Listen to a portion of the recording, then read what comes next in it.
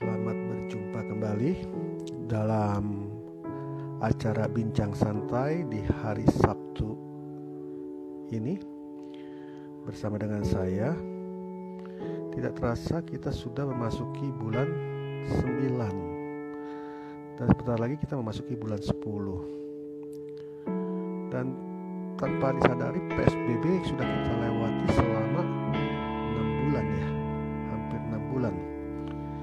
Oke, sudah hadir Kayla Sakira. Selamat malam, selamat bergabung. Ya kita nggak terasa loh sudah 6 bulan PSBB ya, bener ya. Sebentar lagi sudah memasuki yang ke-7 bulan. Ya beginilah. Oke. Oh, Novi. Ya, selamat malam Novi, selamat bergabung. Malam hari ini kita mau membahas mengenai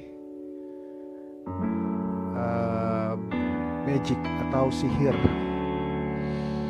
Ya, selamat malam. Kita tunggu sebentar teman-teman kita yang akan bergabung bersama malam hari ini. Ya, kita akan membahas masalah magic atau masalah sihir. Ya, dalam sebelumnya saya mau informasikan dulu bahwa acara kita ini adalah acara yang interaktif ya, artinya oke, selamat malam, selamat hadir Fiona ya, Novi ya, Fiona terus kemudian juga ada Utin. Selamat malam, selamat bergabung ya. Kita mau membahas masalah magic atau sihir. Ya, selamat malam juga untuk Aswar, selamat bergabung. Sudah lama sekali kita nggak ketemu ya, 1 minggu lebih ya mungkin ya. Ya, terima kasih buat kehadirannya malam hari ini. Sebelumnya saya mau informasikan bahwa pertemuan kita seperti biasanya adalah pertemuan yang interaktif. Jadi kalau misalnya ada pertanyaan boleh tulis di komentar, di kolom komentar. Nanti pasti akan kita baca dan kita akan coba tanggapi. Dan kalau misalnya ada yang punya pengalaman dengan dunia sihir juga boleh tulis ya. Jadi boleh cerita, mungkin juga pengetahuan saya juga mungkin ada batasannya ya. Kalau misalnya ada yang lebih tahu dan pernah mengalami, punya pengalaman, boleh share. Ya, Aswar izin share. Oke, nggak apa-apa, boleh share. Ya. Oke, malam hari ini kita akan membahas masalah sihir. Sekali lagi saya sampaikan. Dan sebelum kita masuk dalam pembahasan, ada baiknya kita mengerti terlebih dahulu apa sih definisi dari black magic atau ilmu hitam. Selamat malam Eis. Waduh, saya bukan suhu Eis. Ya, kita cuma orang biasa aja. Cuma ingin berbagi aja gitu ya. Jadi sekali lagi saya informasikan bahwa pertemuan kita adalah pertemuan yang interaktif. Jikalau ada pertanyaan boleh ditulis di kolom komentar. Dan juga tentunya pengetahuan saya terbatas, ada batasannya. Kalau misalnya ada yang punya pengalaman dan tahu sesuatu yang lebih, nggak apa-apa, boleh berbagi di sini ya, boleh tulis, boleh cerita juga gitu, untuk kita bisa saling mengisi ya. Oke, nah jadi sebelum kita masuk ke pembahasan yang lebih dalam, mungkin kita harus mengerti terlebih dahulu apa sih definisi dari black magic atau ilmu hitam ya.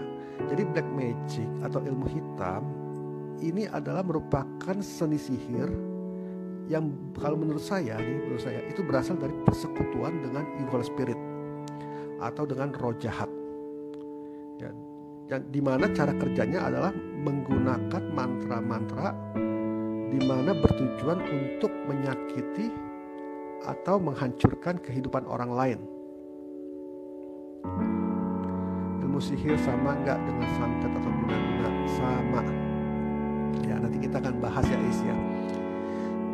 Jadi kalau semua itu yang namanya santet, guna-guna, teluh, semua itu masuk dalam magic gitu, dalam sihir gitu ya. Nah tapi kan terkadang sihir juga bisa dilakukan dengan menggunakan kekuatan pikiran juga, seperti yang kita kenal dengan nama istilah telekinesis, ya kan? Nah, zaman sekarang banyak orang mempertanyakan tentang kebenaran sihir atau magic. Nah, apakah sihir itu nyata atau tidak? Nah, apalagi orang-orang yang tinggal di kota-kota metropolitan, ya, kota-kota besar, di mana mereka mungkin sudah lebih berpikir secara ilmiah. Apa sama dengan voodoo? Sama. Nah, voodoo juga bagian dari sihir. Nanti kita akan jelaskan juga ya, Fiona. Jadi itu tadi. Jadi banyak orang nggak percaya lagi dengan yang namanya sihir gitu loh. Mereka anggap bahwa sihir udah nggak ada, terutama orang yang tinggal di daerah perkotaan, di mana mereka mungkin sudah memiliki pendidikan yang tinggi, ya kan? Cara mereka ini lebih menggunakan logikanya begitu kan untuk menjabarkan sesuatu. Nah, jika itu di luar nalar mereka biasanya nggak akan percaya gitu. Tetapi tanpa disadari, sebenarnya zaman modern sihir itu pun tetap ada, cuma bentuknya berubah gitu. Ya. Bentuk sihir zaman modern ini berubah, kalau menurut saya begitu. Ya. Jadi sihir zaman sekarang itu disebut dengan nama teknologi. Kekuatan teknologi ini juga merupakan kekuatan sihir zaman modern. Contoh misalnya begini, ada 2 orang tinggal di daerah yang berbeda, ya. Lalu kemudian tapi mereka bisa menjalin sebuah komunikasi dalam waktu sekian detik, ya. Sekian detik saja bisa terhubung dan saling berbicara, saling berbagi informasi. Nah, ini disebut sebenarnya ini adalah sihir atau magic dari dunia modern, teknologi, kalau menurut saya. Kenapa? Karena begini, orang desa yang belum pernah melihat handphone, ketika mereka mengetahui bahwa alat itu bisa melakukan kontak dengan orang lain di tempat yang berbeda, alat itu bisa mengeluarkan sebuah suara, maka mereka berkata, biasanya kalau di luar itu mereka berkata seperti ini, it's a magic, ya kan? Dikatakan it's a magic. Jadi ini adalah sebuah keajaiban, atau kalau boleh disebut juga magic itu sebagai ini adalah sebuah sihir gitu. Ya, kalau sihir atau guna-guna masih banyak di kota-kota besar. Biasanya ada yang mempraktekkan, tetapi juga biasanya orang-orang modern sekarang sudah nggak percaya seperti itu. Mereka lebih berjalan kepada logikanya. Jadi kalau sesuatu itu dianggap tidak sesuai dengan nalarnya, sesuai dengan pikirannya, maka dianggap itu sebenarnya nggak ada gitu loh. Nah, tapi sebenarnya sekali lagi saya ulangi bahwa zaman sekarang sihirnya sudah berubah gitu loh. Ya, sihir itu berubah kemana? Ke arah teknologi. Teknologi itu termasuk sihir, termasuk magic sebenarnya. Sesuatu yang magic gitu loh. Ya, contoh tadi seperti telepon. Ya, kita bisa, saya ada di Indonesia. Lalu kemudian mungkin saya punya teman ada di Singapura atau di mana gitu kan, di luar negeri ya. Lalu kemudian saya mau menghubungi dia, mau berbicara sama dia. Hanya saya butuh waktu sepersekian detik, saya bisa tersambung dan saya bisa berbicara gitu. Nah, ini adalah merupakan sihir teknologi. Dan seperti juga misalnya begini, kalau zaman dulu orang tadi sebenarnya telepon itu bisa menggantikan yang namanya telepati, ya kan? Kalau zaman dulu kan orang menggunakan telepati, sekarang orang tinggal menggunakan teknologi, ya, HP, telepon. Nah, sama juga nih, zaman dulu orang bisa terbang dengan bantuan makhluk gaib. Kalau pernah dengar cerita di suku Dayak ketika mereka berperang dengan suku Madura tahun 90-an kalau nggak salah, apa tahun 2000-an gitu ya, saya lupa. Dan itu pemimpin dari suku Dayak, dia terbang di atas lautan gitu loh. Dia bisa terbang di atas lautan dan itu direkam.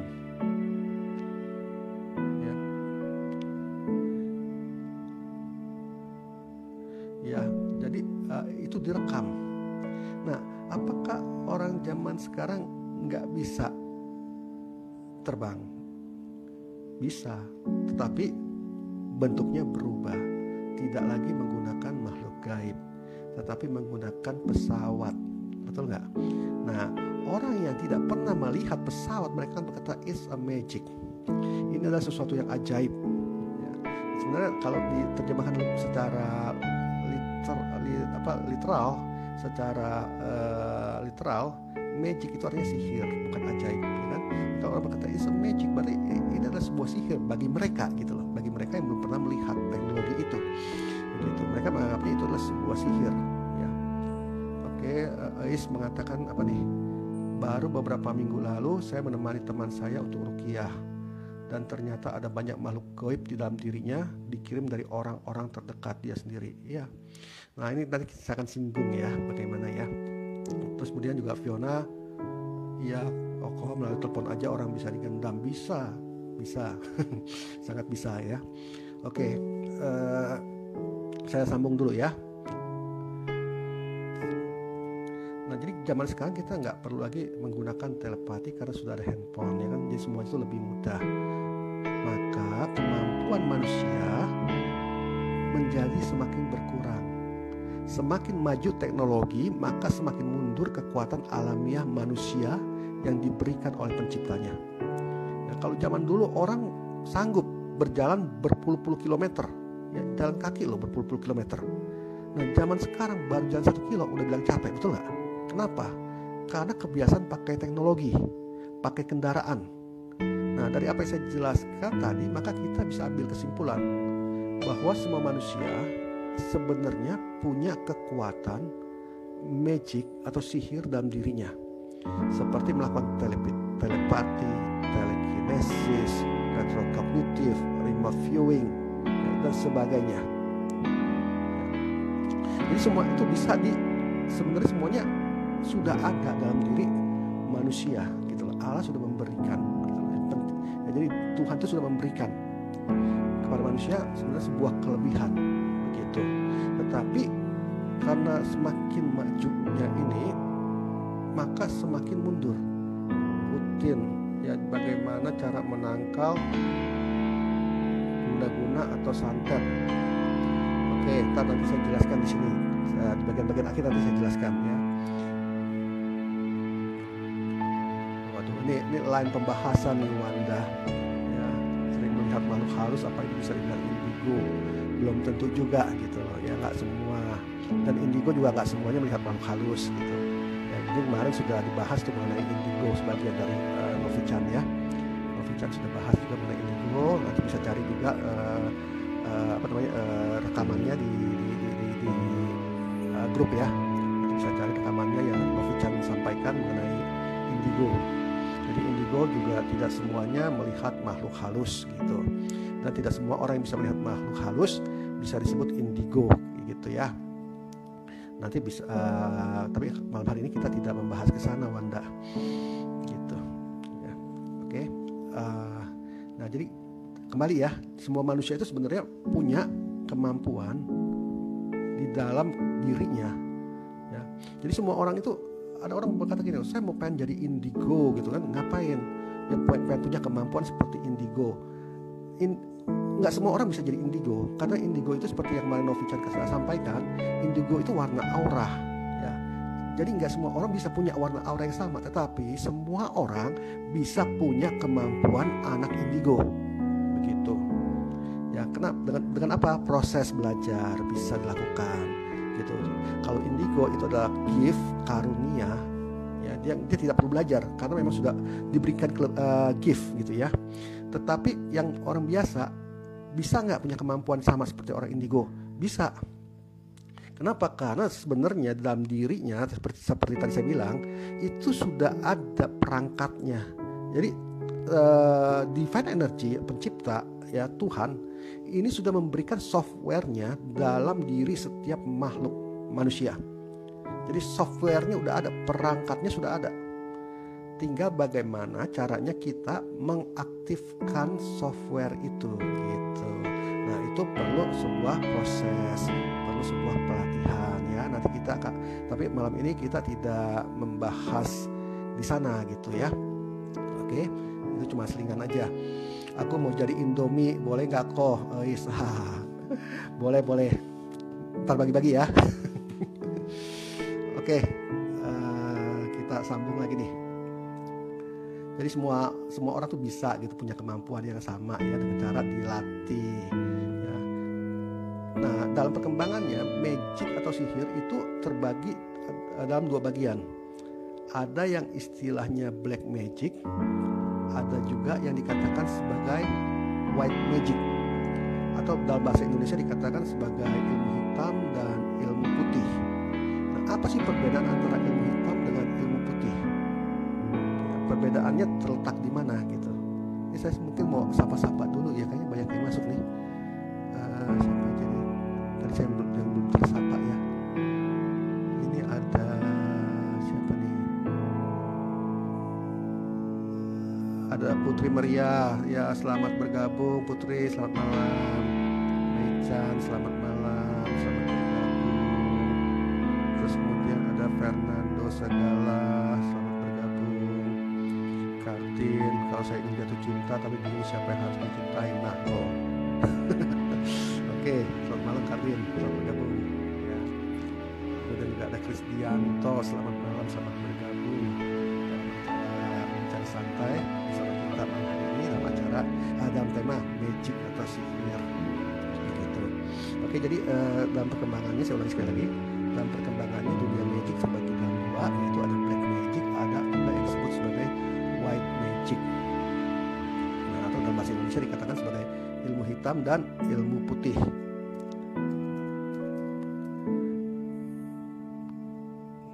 Nah, perbedaannya di mana antara ilmu hitam dengan ilmu putih? Perbedaannya tinggal hanya pada pelakunya saja. Sebenarnya itu, ya, pada orangnya. Nah, ya, jadi yang satu itu ilmu hitam biasanya berbuat jahat, sedangkan yang ilmu putih itu biasanya berbuat baik, biasanya begitu kan ya. Jadi perbedaan hanya pada pelakunya. Nah, tetapi yang membantunya itu sama saja. Ya, spiritnya sama, rohnya sama. Nah, betul. Ya, ini saya baru ngomong ya, wis. Ya, kalau menurut aku black magic dan white magic itu sama saja karena sama-sama memakai kekuatan mistis. Benar gak kok? Ya, ini saya baru ngucap nih. Jadi sebenarnya perbedaannya hanya pada pelakunya saja gitu, ya kan? Tetapi perantaranya itu sama gitu loh. Sama-sama spirit sebenarnya, evil spirit. Ya, kalau saya sebut sebagai evil spirit, roh jahat. Ya, dan evil spirit, pertolongan dari evil spirit tidak pernah ada yang namanya gratis gitu ya. Kalau Anda sakit lalu kemudian pergi ke seorang praktisi, bisa nggak disembuhkan? Saya jamin bisa gitu. Tetapi sifatnya tidak akan pernah permanen. Saat ini sembuh, nanti berapa waktu yang akan datang akan terjadi sakit yang jauh lebih parah dari sebelumnya. Begitu. Ini yang pertama, ya. Evil spirit tidak pernah memberikan sesuatu yang permanen. Lalu kemudian yang kedua, pasti ada syarat yang diminta. Ya kan? Ya, selamat malam Nika Rifa, selamat bergabung dalam acara bincang santai bersama kita malam hari ini. Jadi sekali lagi saya katakan bahwa tidak pernah ada yang gratis gitu loh, ya. Walaupun itu yang namanya ilmu putih. Terkadang saya punya pengalaman. Nggak tahu kalau Anda punya pengalaman, boleh cerita di sini, boleh tulis komentar ya. Kalau saya pernah punya pengalaman dulu waktu saya masih sekolah SMA gitu ya. Saya suka mainkan dengan dunia metafisika begitu. Saya suka datang dengan dukun-dukun begitu ya. Kalau sesuatu dia lakukan, pasti ada sesuatu yang dia tuntut gitu loh. Ya, dalam tanggal sekian kamu harus datang ya, bawa makanan. Jadi kamu jangan lupain loh kalau sudah tolongin, ya kan? Nah, itu sebenarnya ada sebuah tuntutan di mana roh itu hendak mengikat jiwa kita. Ya. Dulu ketika saya masih SMA, bahkan ketika saya masih SMA, saya pernah mau diangkat anak loh sama spirit roh jahat lah, kalau saya sebut gitulah. Ya, sudah di ritual segala macam. Kalau saya jadi itu jadi supranatural kali dulu. Ya, bisa jadi yang ini ya. Tapi ya memang kita yang beda. Saya lebih memilih arah spiritual gitu. Jadi itu. Jadi sekali lagi saya mau katakan tidak pernah ada yang gratis dan yang sesuatu yang datang dari evil spirit.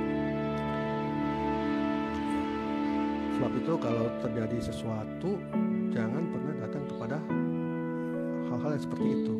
Tapi carilah divine energy dalam hidup Anda. Ya, karena Tuhan selalu dekat dengan kita semua, gitu loh. Ya, orang yang sakit, yang suka berdoa, dengan yang tidak suka berdoa, kita akan lihat kesembuhan yang diterima akan berbeda. Lebih cepat orang yang suka berdoa, gitu. Dan divine energy ketika memberikan sesuatu kepada kita tidak pernah menuntut sesuatu dari hidup kita lagi, gitu. Ya, ketika divine energy memberikan sesuatu, tidak ada imbalan yang diminta, tidak pernah ada pamrih yang diminta, gitu. Ini yang saya mau kasih tahu, yang perlu saya ingatkan. Dan kesembuhan itu pasti bersifat permanen kalau yang datangnya dari divine energy, ya. Karena dia adalah sumber dari segala energi yang ada dalam alam semesta ini, gitu ya. Nah, apa saja yang termasuk black magic? Kita kembali ya. Tadi seperti disebut oleh teman-teman tadi sebelumnya, ya, santet, guna-guna, tenung, teluh, pelet, ya, itu termasuk black magic. Selamat bergabung, Erik. Ya, lo kok jadi silau gitu ya. Ketularan Erik ini. Oke. Fiona, bagaimana jika seseorang di masa past life, seseorang itu dulunya seorang penyihir putih, jika berevolusi lagi di masa kini, apa masih dapat pengampunan? Selama kita masih mau bertobat, selama kita masih mau mencari divine energy, dan selama kita masih mau berubah, pasti ada pengampunan, gitu ya kan? Karena divine energy itu sama dengan kasih. Kalau menurut saya begitu, ya. Karena itu orang yang hidup dekat dengan divine energinya, yang spiritualnya naik, pasti memiliki kasih, gitu. Nah, kita kembali ya tadi ya, kembali apa saja yang termasuk black magic. Tadi santet, guna-guna, tenung, teluh, pelet, ya itu termasuk black magic. Tetapi yang paling ganas tentu saja adalah santet dan kawan-kawan, ya kan? Nah, berdasarkan jenisnya, santet itu nggak cuma satu. Santet itu banyak macam jenisnya, ya. Ada yang namanya santet pikiran, ya kan? Nah, apa sih yang dimaksud dengan santet pikiran?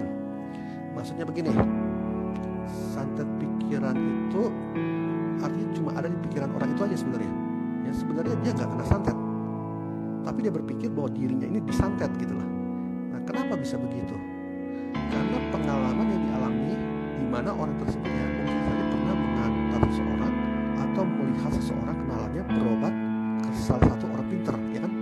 Lalu kemudian dikatakan kenalannya itu terkena santet, dan tidak berapa lama kemudian kenalannya meninggal.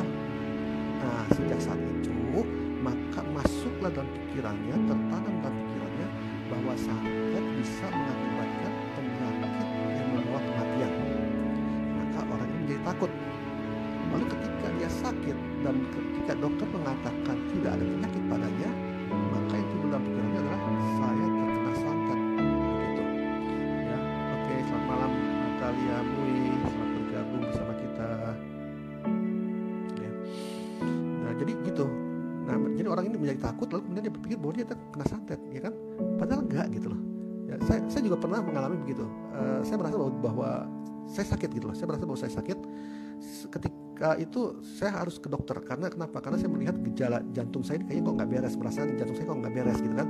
Saya harus ke dokter. Lalu kemudian ketika diperiksa, dokter bilang gini, nggak ada apa-apa, semua normal jantungnya. Tapi kok saya merasa ada sesuatu, gitu loh. Saya bilang sama dokter, saya merasa ada sesuatu. Tapi dokter bilang nggak ada, gitu kan. Nah, apakah langsung kita akan menuduh bahwa diri kita kena santet? Belum tentu. Kenapa? Karena ternyata itu adalah terjadi akibat saya kelelahan dan stres. Ya, kalau kita kelelahan, stres itu pasti efeknya ke jantung. Irama jantung jadi nggak benar, jadi nggak beraturan, gitu. Nah, kita pikir bahwa kita sakit jantung, gitu kan. Padahal nggak, gitu. Dokter periksa nggak ada apa-apa, begitu. Nah, tapi kalau orang yang pikiran sudah terkunci oleh mitos-mitos mengenai santet, maka dia berpikir bahwa dirinya itu terkena santet, begitu. Ya, maka akhirnya dia meninggal bukan karena penyakitnya, tetapi karena stres. Ya, karena dia stres merasa seperti itu, gitu loh. Nah, ini yang dinamakan santet pikiran, begitu kan. Lalu kemudian ada juga yang disebut dengan santet boneka, ya seperti tadi yang Fiona sebutkan. Kalau di Afrika itu disebut dengan nama voodoo, ya kan? Jadi caranya dengan oke, selamat malam Natalia. Ya kita hampir habis, hampir selesai. Tapi nggak apa-apa, kalau misalnya ada pertanyaan atau ada sesuatu yang mau diceritakan, ada pengalaman, boleh tulis di kolom komentar ya. Sekali lagi saya informasikan, kalau punya pengalaman nggak apa-apa, boleh tulis saja, kita cerita, saling berbagi begitu kan. Nah jadi kembali ya, ada santet yang namanya santet boneka itu atau voodoo sebenarnya kalau dalam Afrika itu ya, di Afrika itu dikatakan voodoo. Nah jadi ceritanya tuh boneka itu ditempelin foto orangnya, lalu kemudian ditusukin dengan jarum, ya kan? Nah, dengan kita tertuju pada orang itu, ketika kita mau nyantet itu tentunya pikirannya harus fokus ya kan kepada orang tersebut. Lalu kemudian kita tusukkan boneka itu supaya orang yang kita tuju itu merasakan sakit, ya kan? Ada juga cara kedua adalah dengan cara dibakar bonekanya sehingga orang yang menerima itu merasa panas gitu ya, merasa panas seperti terbakar tubuhnya. Gitu. Nah ini yang disebut dengan santet boneka. Lalu kemudian juga ada yang namanya santet tali pocong. Kalau santet tali pocong biasanya digunakan untuk menghambat usaha seseorang. Ya. Kemudian ada juga yang namanya santet jin, ya kan? Di mana orang yang dituju itu dikirimin jin, dikirimin kuntilanak, dikirimin pocong, ya toh. Kalau ingat kasusnya Ruben Onsu dulu ya kan, dia tuh diteror gitu kan rumahnya, sehingga dia merasa tidak nyaman dalam rumah itu. Jadi itu sebenarnya bukan penyerangan, tapi itu juga termasuk salah satu jenis dari santet gitu. Lalu kemudian juga ada yang namanya santet binatang ya kan. Nah santet binatang tuh gimana maksudnya? Maksudnya begini, kalau orang ini tahu bahwa orang yang dituju itu misalnya takut kecoa gitu kan, maka itu disantet sehingga yang dia lihat itu semua kecoa gitu loh. Sebenarnya nggak ada, tapi dia melihat bahwa itu adalah kecoa semua. Akhirnya stres, sakit, meninggal. Begitu. Itu tujuannya. Atau misalnya kalajengking, ya kan? Ketika dia tidur tiba-tiba banyak kalajengking ranjangnya. Sebenarnya nggak ada gitu loh. Tapi dia merasa dan dia melihat itu ada gitu. Ya, nah, jadi itu seperti itu ya. Lalu kemudian juga ada yang namanya santet tanah kuburan. Ya, biasanya dibungkus kain dan dilemparkan ke atas genteng rumah seseorang. Tujuannya apa? Tujuannya supaya harmonis dari keluarga tersebut hilang, gitu. Sehingga keluarga itu akan pecah, terjadi keributan terus di rumahnya, gitu. Rumahnya jadi suasananya jadi panas, begitu ya. Ya, habis potong rambut Jamal. Oke, selamat malam Jamal. Ya, kita lanjut ya. Ada juga santet yang dimasukin ke dalam makanan seperti tadi yang dibilang tuh siapa ya tadi ya, di atas teman kita yang ngomong tuh ya, jadi ada tuh, jadi santetnya dimasukin dalam makanan ya. Biasanya yang melakukan adalah orang terdekat gitu loh, misalnya pembantunya atau karyawannya atau mungkin sepupunya atau siapalah, orang-orang terdekat yang mudah memberikan dia makanan, memberikan dia minuman, itu bisa gitu loh, melalui santet seperti itu begitu ya. Nah tapi kita perlu tahu santet itu punya waktunya. Jadi nggak semua waktu dia bisa kerjakan. Ya. Kapan waktu-waktu santet yang dilakukan biasanya? Biasanya dilakukan pada jam 6 sore sampai jam 7 malam. Itu gelombang pertama. Gelombang kedua itu biasanya jam 00 sampai jam 1 pagi. Nah, jadi kalau mengalami sebuah gejala-gejala pada jam-jam seperti itu, kemungkinan ada serangan santet gitu ya. Nah bagaimana caranya supaya tidak terkena santet? Nah tadi kan ada yang tanya tuh ya kan, gimana caranya supaya tidak terkena serangan santet? Ada beberapa cara. Ada yang menulis begini saya pernah lihat di Google sih, di Google saya tuh lihat ada yang bilang begini, tidurnya di lantai gitu kan, atau kasurnya itu tingginya 15 cm dari lantai begitu. Kenapa? Saya setuju gitu lah. Saya setuju dengan teori yang seperti itu.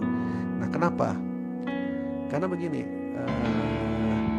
Oke, selamat malam Septiana Sulfa. Selamat bergabung dalam acara bincang santai bersama kita dalam tema magic atau sihir. sekali lagi saya informasikan kalau ada yang ingin bercerita mengenai pengalamannya boleh tulis di komentar untuk saling berbagi ya, karena pengetahuan saya juga terbatas kan ya. Kalau misalnya pun ada yang ingin bertanya juga boleh tulis di kolom komentar, nanti kita akan coba untuk menanggapi. Jadi kembali lagi mengenai tadi cara menangani santet ya, kan di Google itu tulis katanya harus tidur di lantai atau tidurnya di 15 cm dari atas lantai ya kan. Nah jadi begini, saya setuju dengan itu. Kenapa? Karena ilmu black magic rata-rata menggunakan energi panas gitu. Ketika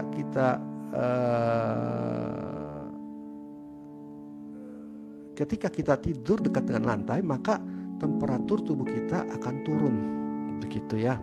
Nah jadi kalau misalnya kita tidur dan di sebelah kita nyala sebuah lampu, maka ketika santet pertama biasanya nggak kena gitu loh ya, biasanya akan kenanya ke lampu. Nah jadi kalau ketika Anda tidur tiba-tiba lampu Anda meledak dar, bangunlah gitu, karena itu berarti ada serangan santet ya. Mungkin serangan pertama gagal, tapi yakinlah serangan kedua ketiga pasti kena gitu. Jadi itu caranya pertama ya. Semua black magic menggunakan energi panas gitu. Nah,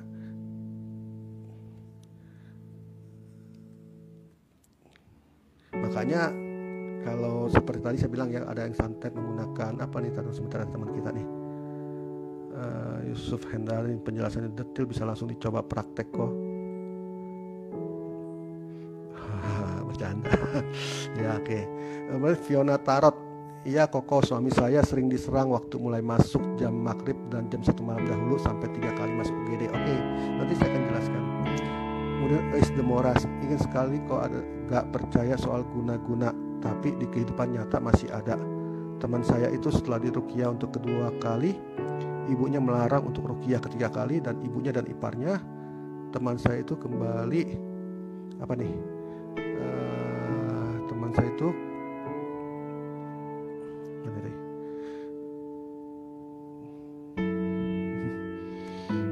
ini cerita Eis nih, teman kita, iparnya teman itu kembali ke dukun lagi.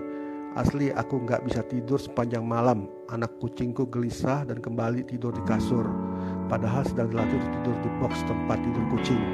Tapi alhamdulillah terpental juga karena aku pasang MP3 ayat-ayat ruqyah sepanjang malam. Tapi besoknya teman aku itu chat voicemail dan menangis dan menceritakan kejadian di rumahnya pada malam yang sama. Ya itulah Ais. Apakah black magic dapat menyeberang samudra? Oh bisa banget. Oke. Apalagi pelakunya orang dari Banyuwangi, ada suara meledak di genteng rumah saya. Ya seperti itulah. Ya benar cerita teman-teman ini, benar gitu. Santet itu ya memang seperti begitu gitu. Makanya jangan lupa untuk selalu berdoa, karena doa itu adalah pagar yang paling efektif buat kita ya. Hiduplah dekat dengan divine energy Anda masing-masing gitu kan ya. Hiduplah dekat dengan Tuhan Anda, dengan pencipta Anda, itu terbaik gitu loh. Karena itu adalah energi pelindung yang terbaik gitu. Seperti tadi yang diceritakan oleh Eis ya. Diceritakan oleh Eis ya, dia putar itu aja, putar kaset apa namanya tadi, ruqyah atau apa namanya ya, itu aja bisa mementalkan begitu kan. Makanya saya mau sarankan, cobalah hidup selalu dekat gitu, tingkatkan nilai-nilai spiritual dalam kehidupan Anda masing-masing gitu. Oke. Secara Sulfa, ada teman saya sekarang ini sudah kena santet, tapi dia nggak mau untuk berobat gitu. Sekarang dia dibikin benci sama suaminya. Terus temanku NC itu apa ya, selalu terbayang-bayang dengan si laki-laki itu. Terus sekarang saya minta solusi, saya gimana? Temannya kena santet, tapi dia nggak mau berobat. Ya, tapi dia sekarang dibikin benci sama suaminya gitu kan maksudnya ya. Jadi dibikin benci, main-main dengan si laki-laki itu. Oh ini bukan santet ya, ini jadi kayak pelet ya, kayak pelet nih Septiana. Jadi maksudnya dia dipelet sehingga dia membenci suaminya dan dia hanya teringat kepada si laki-laki itu terus gitu kan ya. Nah nanti solusinya gimana? Oke, nanti kita akan sampaikan ya solusinya gimana ya. Oke, nanti di bawah akan saya sampaikan solusinya. Oke, bisa banget selama ada benda atau foto orang yang mau disantet. Iya benar guys. Jadi selama ada fotonya pasti bisa gitu ya. Oke, nggak apa-apa, kita interaktif ya. Kalau misalnya ada yang punya pengalaman, ada yang punya mau bertanya misalnya begitu, boleh tulis dalam kolom komentar supaya kita bisa saling berbagi di sini. Karena tujuan grup CI adalah untuk saling membangun, saling berbagi pengalaman supaya kita semua bisa bertumbuh dalam spiritual kita. Oke.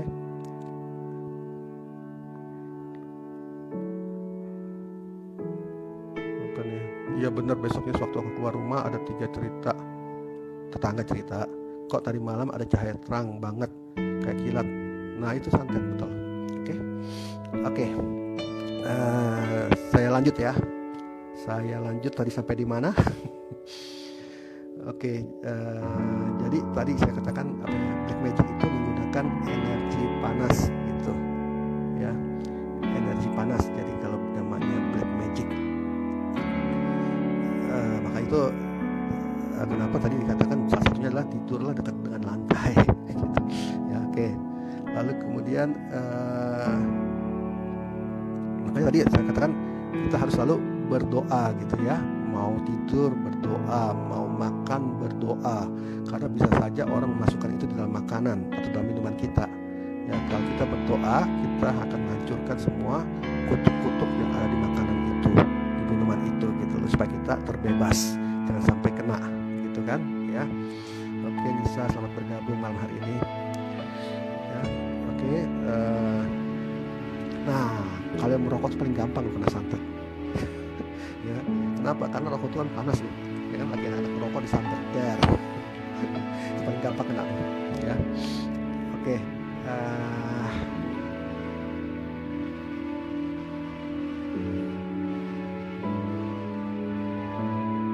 nah gimana caranya untuk melihat apakah kita terkena santet atau tidak? Oke, selamat malam Lime, selamat bergabung bersama kita ini, tapi acaranya sudah mau selesai nih Lime. Apa yang saya mau sampaikan sudah hampir selesai. Oke, jadi bagaimana caranya untuk kita mengukur apakah kita kena santet atau tidak? Ya ingat ya, santet itu sihir. Ya, sihir dibalik bisa menjadi sirih. Nah, jadi cara untuk mengeceknya adalah menggunakan sirih. Pelet bisa lewat bedak. Untuk pekerja malam ya biasa melakukan itu. Betul. Ya.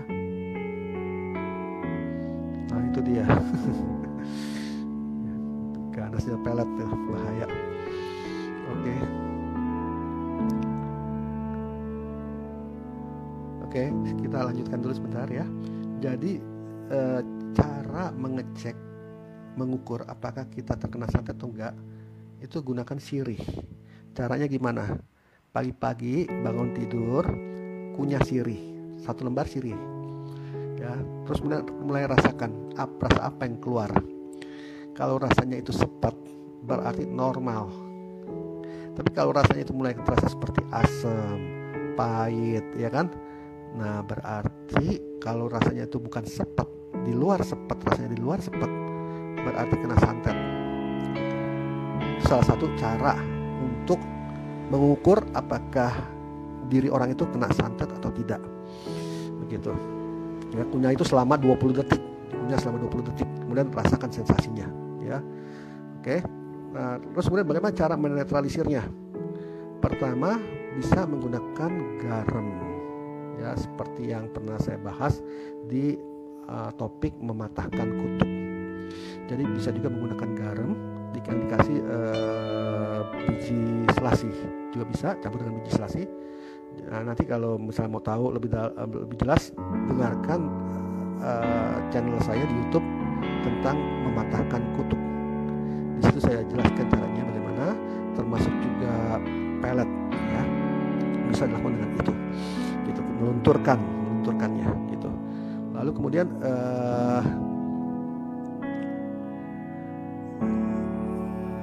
oke, sihir santet masih ada penangkal. Yang susah itu sakit penyakit mata atau hasad. Oke, ya itu juga sama aja sebenarnya si Jamal. Ya itu kalau saya menyebutnya itu sebagai evil eye, ya, kayak mata jahat.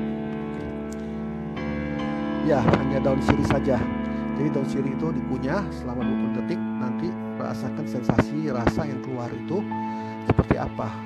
Kalau dia sensasinya adalah rasa sepet, berarti normal, nggak ada apa-apa. Tetapi kalau sensasi yang keluar itu di luar dari rasa sepet, berarti terkena santet. Itu cara menangani tadi menggunakan garam yang seperti saya jelaskan di topik mematahkan kutuk. Nanti bisa dilihat di channel saya YouTube tentang mematahkan kutuk. Di situ saya jelaskan. Lalu kemudian yang kedua bisa juga dengan menggunakan kelapa hijau. Ya, ini biasanya kelapa hijau orangnya di sekitar suruh duduk. Setelah duduk kita menggunakan kelapa hijau itu kita putarin orangnya sambil mengucapkan doa. Lalu selama 3 kali kita putarkan, dan pada hitungan ketiga banting sampai pecah kelapanya, gitu. Ya, atau bisa juga dengan cara begini, kalau misalnya Muslim ya, kalau orang-orang Muslim pakai kelapa hijau, ucapkan Al-Fatihah beberapa kali sampai yakin bahwa air kelapa itu sudah terisi oleh energi, divine energy ya. Jadi ucapkan kata-kata Al-Fatihah, terus air kelapa itu diminum, begitu. Lalu kemudian untuk yang Kristiani, ya mintalah darah Kristus untuk menghancurkan semua kutuk-kutuk itu, begitu ya. Jadi kelapa hijau itu bagus buat menetralisir, begitu. Nah, tapi yang lebih penting dari semua apa yang saya sampaikan, yang paling penting yang saya mau dorong kepada Anda semua adalah tingkatkan kualitas spiritual Anda. Ya, kenapa? Karena itu adalah pagar gaib yang paling efektif. Oke, sampai di sini saja dulu pembahasan kita mengenai black magic atau sihir, karena sudah lebih dari setengah jam. Besok mau coba makan daun sirih. Oke, Elis, silakan. Coba dirasakan sensasinya seperti apa. Ya, kunyah selama 20 detik. Oke. Ya, sebelum saya akhiri, mungkin ada yang mau bertanya atau mungkin ada yang mau bercerita, boleh tulis di kolom komentar. Tadi untuk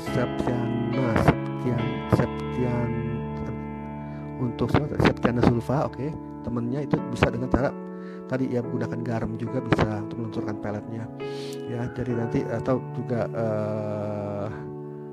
gunakan air kelapa hijau juga bisa, seperti tadi saya katakan gitu ya. Kalau mau tahu seperti apa garam, nanti lihat saya punya channel. Kelapa hijau kasih sejumput garam. Ya kalau saya jemput sih nggak masalah lah. Jangan banyak-banyak darah tinggi. Kelapa itu udah ini. Ya. Oke, jadi seperti itu. Oke. Ada yang mau mungkin mau cerita di kolom komentar, boleh, kita akan saling berbagi. Masih ada beberapa waktu sebelum kita akhiri. Kalau kepala terbang apa itu kok? Oke, ini lain cerita ini. Kalau kepala terbang itu seperti kalau di Bali itu ada yang namanya leak. Lalu kemudian kalau di Kalimantan kuyang. Di Palembang juga ada sendiri namanya, saya lupa. Jadi itu bukannya santet ya. Jadi itu biasanya manusia yang belajar ilmu. Oke, boleh Eris. Nanti chat saya setelah coba. Boleh cek, nanti kita boleh cerita-cerita begitu ya. Hipnotis tidak. Hipnotis bukan black magic. Hipnotis sebenarnya menggunakan sugesti begitu. Ya, kita juga dalam spiritual ini untuk merubah pikiran negatif menjadi pikiran positif.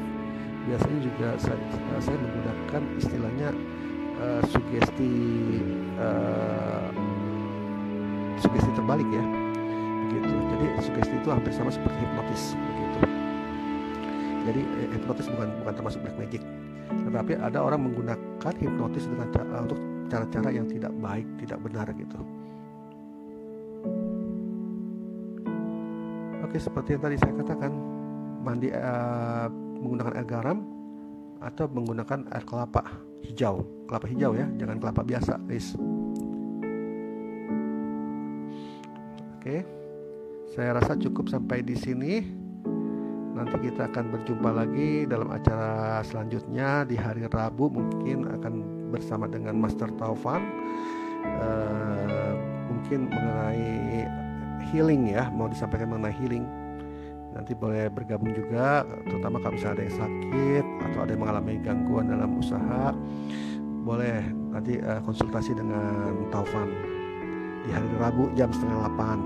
Kemudian nanti hari Kamis kita akan bincang-bincang bersama dengan guest star, tamu spesial, yang nanti hari Kamis mungkin akan kita undang Fiona yang akan cerita mengenai pengalamannya gitu. Lalu kemudian nanti hari Sabtu akan berjumpa lagi dengan acara seperti ini, bincang santai bersama dengan saya ya, kita akan bahas masalah-masalah lainnya.